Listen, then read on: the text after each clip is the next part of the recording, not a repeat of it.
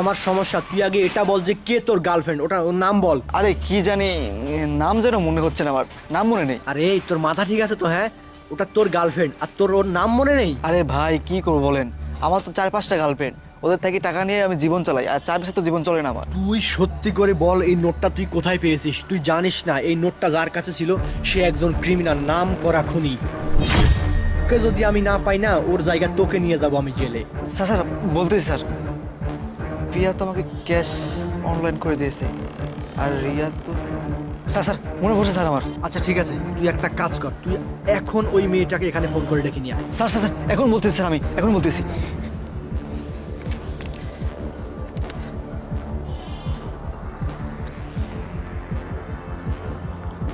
Hello, Ashiq, তুমি এখানে চা বানাচ্ছ? আমি এখানে কাজ করি, আর তুমি তুমি একটা